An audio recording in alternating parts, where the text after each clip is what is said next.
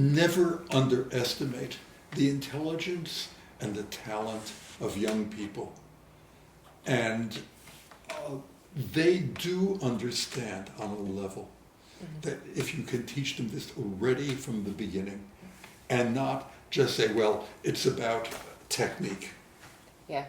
And that's another reason we're losing the audience, because it was dazzling 75 years ago, 100 years ago, to see things that nobody could ever have done before them on an instrument. But now you have computers that could do it faster, never miss, and so on. So it literally is not fascinating or interesting, and it's been done by thousands of people. There are loads of violinists, pianists, everybody out there with oodles of technique. So it's not this amazing thing anymore. We need to find something different Absolutely. to engage our audience. Yeah. And if you can, whether it be in Bach or Mozart, or Beethoven, Debussy, find the love. A chance remark that my friend, the playwright, Peter Schaffer, died a few years ago, and he was British, and his idol, of course, had to have been Shakespeare. Mm-hmm. And he said that every play that Shakespeare wrote was either about love or murder or both. And that, he just made it pass through me, but it got me thinking. And then I realized that virtually all art is about love. Whether it would be a Tchaikovsky, a passionate love, or whether it be a love of nature in Beethoven, or a love of God in Bach. But this is what people want to feel. And I think that it's readily available in Puccini. But it's very obvious what it is about. Usually he's dying or she's dying, and and we're parting ways, or I love you, and he's going before a firing squad. Okay, that's pretty obvious stuff. But I do think that people know love when they see it, or hear it, or sense it, or feel it. That it is up to the performer, because if you think about it, a playwright can only write, I love you. But this is not what the playwright is thinking. Mm-hmm. After all, you say, I love you one way to your mother. You say it differently to your father, differently to a grandparent, different to your best friend in school, different to a lover. And there's a very, very big difference between I love you and And that's what it's about. And really all art, I find, is about that. And so asking the students now, when they play a piece, what's it about? And if they start with some form of love, most of the time you can't be too far off. And you know what else I've done? And this is with, I have a couple of very, very talented younger ones. I no longer use etudes. Because I think the brain is the computer. This is the language that people understand, and it does work. When you practice, you are programming the computer. What you're doing this way is what's going to come out. Mm-hmm. And I think that etudes are deadly.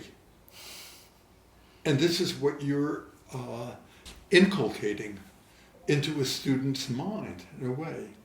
And there's plenty of ways to get technique in much better literature, whether it be from very simple to more difficult. Mm-hmm. And so some of the kids that I've taught have really marvelous techniques, and they have never played etudes other than when they get the Paganini caprices.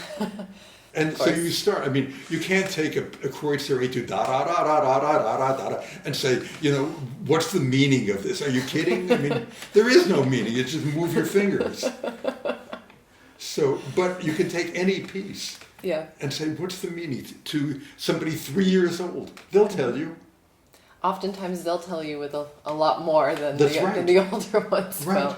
So, it's beautiful, and I think I keep on trying to encourage my own students this way. You would, because you have that ability, that more than ability, you have both the ability and the need, the desire to do more, to say more, to be more, and after all, that is an artistic soul. Somebody who's just pounding a keyboard in an office from 9 to 5 isn't thinking this way, or driving a truck. You're not thinking in terms of how do I, just the better road or the better truck. I mean, what are you thinking about? It's a tragedy for people, and it's universal and has always been. I mean, how many millions of Anne Franks were murdered or never had the chance to do something, who had something really remarkable in their souls? I mean, this is the tragedy of life and history. I was saying about the brain and the computer, a lot has changed since you were here. I know. I was, I didn't have an iPhone back then. Yeah, I was thinking about it this morning too. But it was a scientist friend of mine, an engineer, who by chance said the computer and the brain work the same way. Huh. And I mean, for him it was just a chance remark, but it changed everything for me. He said that both the computer and the brain do one function at a time. This changes everything in terms of the teaching. I mean, okay, in the computer that it may be doing one function at a time, but it's so fast. It seems instantaneous. Right. I say to myself, how does he know that the human brain only does one function at a time? And I was watching television, and you hear somebody talking, and then a bulletin coming across, and you and I are both having trouble doing both. And the only way you do both is you're doing this. Yeah. I'm Think about it. One function at a time. And when you practice, then it changes everything, that you want to program the computer, that you want to be thinking of as many things as is possible. So, I mean, if you think about, let's say, sound, and then you say, okay, now the intonation. The sound instantly, once you just focus on that, the sound just drops dead by comparison. Yes, yeah, exactly. But I do find that this chance remark by the engineer changed everything in the way I teach.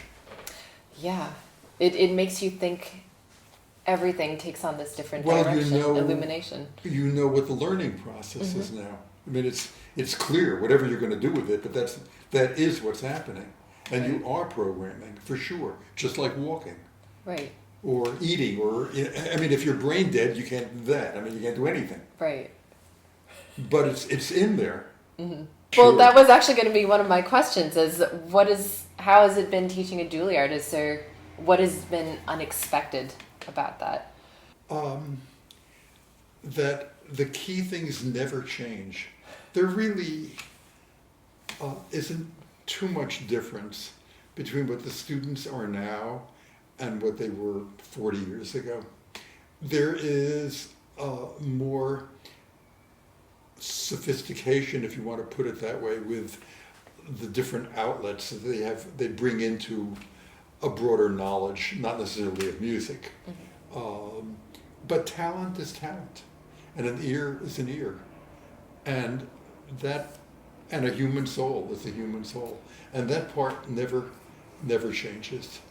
So, I mean, my methods, what I tell them, I think have evolved and continue to evolve, but the human nature doesn't change.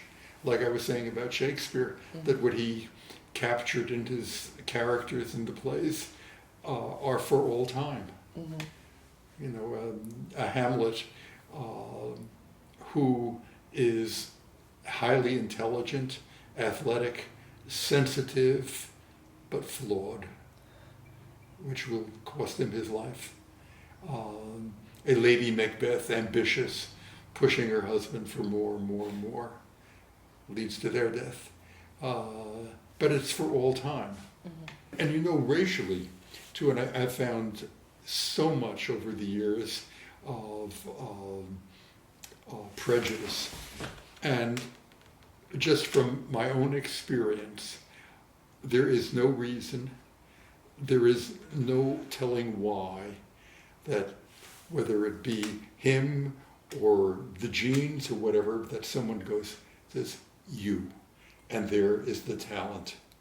And it has nothing to do with anything about ethnics or race or anything like that.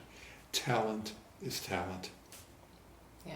And there's no accounting why you can be a genius and your children are just very average, or you come from totally average parents and you're a genius.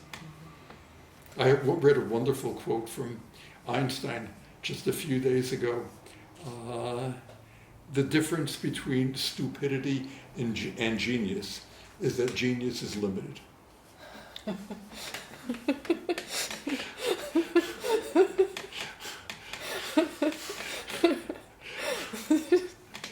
It keeps on going. Oh, but then of course, talent, you're absolutely right, it can crop up anywhere, but I think a key part to that is it needs to be nurtured. I agree. There was a very, very good friend of mine who was a very well-known and successful piano teacher. And he said to me years ago that it doesn't matter who the teacher is talent. And, I thought a lot about that and thought about it, and he's wrong. He's very, very wrong. You can ruin a great talent. Mm-hmm. And you can take someone whose talent is very latent and somehow you find a way to bring it to the world. Mm-hmm. No, and I do feel that teaching just technique, and this isn't just, I'm sure, just music, it's anything in teaching, but teaching just a technique is a craft. Mm-hmm.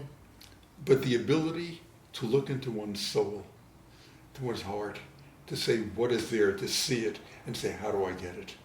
How do I bring that out? That is an art. And that is where teaching is an art. The other is just a craft. And there are many good craftsmen. The students play very, very well technically. Thanks. So go teach. Where are we? 12:30. Wow. Yeah. I'm really